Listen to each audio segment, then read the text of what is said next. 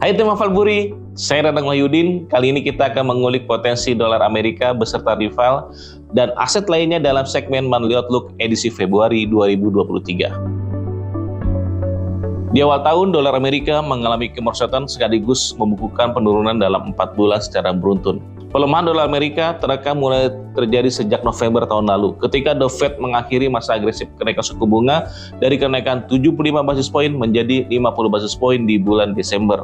Hal ini disambut investor global untuk melepas dolar dan kembali memburu rivalitas mata uang, komoditas, dan pasar saham.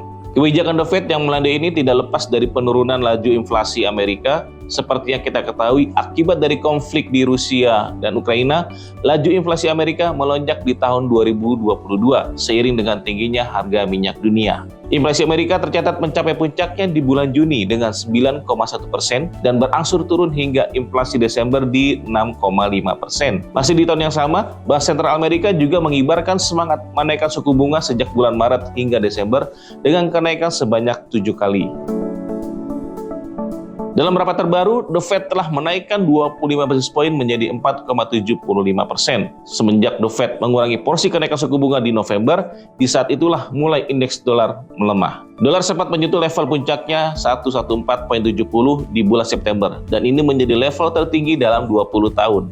Tekanan pun masih dihadapi dari sisi teknikal pada indeks dolar, di mana penembusan di bawah 100 menjadi kunci support, tepatnya di zona 99.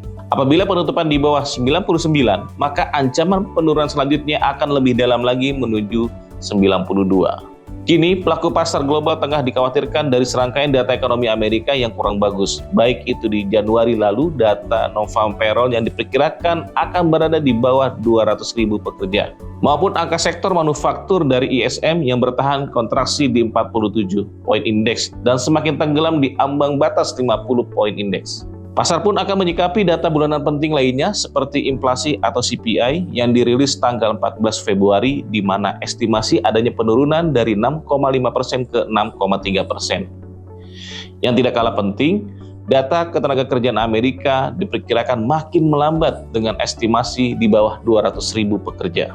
Kecemasan ini muncul ketika data awal yaitu ADP Employment Change Amerika berada di bawah 200.000. Bila ini sesuai estimasi, maka makin menguatkan sentimen bearish dolar karena perlambatan dari data ekonomi akan memperlambat laju kenaikan suku bunga. The Fed diproyeksikan akan menghentikan laju kenaikan pada 5% sampai 5,25% dan bertahan sembari melihat perkembangan laju inflasi dan ekonomi Amerika selanjutnya. Rival dolar seperti euro, pound sterling, dan yen berpeluang melanjutkan penguatan untuk memperbaiki posisi pelemahan yang dialami tahun lalu. Seiring dengan pelemahan dolar dan rate Amerika, euro kini berhasil mencapai level tertinggi dalam hampir 1 tahun terakhir dengan berada di 1.100. SCB yang masih gencar terhadap suku bunga membuat divergensi dengan The Fed sehingga menjadi keuntungan tersendiri bagi euro. Selain itu, beberapa data ekonomi zona Eropa dan Jerman pun mulai mengalami perbaikan. Begitupun dengan pound sterling yang tengah tertahan di zona 1.2450. Inflasi bertahan di 10,5%, mengharuskan Bank Sentral Inggris atau BOE menaikkan suku bunga lebih besar lagi dan mendekati Fed. Tahun 2023, tahun di mana Bank Sentral Jepang atau BOJ bersiap mengambil langkah agresif terhadap kebijakan moneter, menyikapi kondisi inflasi yang kini berada di atas 2%. Langkah intervensi BOJ sudah dilakukan sejak September 2022 ketika Bank Sentral melakukan pelebaran kurva imbal hasil obligasi pemerintah. Kini santer BOJ akan melepas masa suku bunga negatifnya dari minus 0,10%. Bila ini berjalan sesuai dengan kondisi pasar, maka potensi penguatan nilai tukar yen terhadap dolar bisa bergerak di bawah 120 per dolar.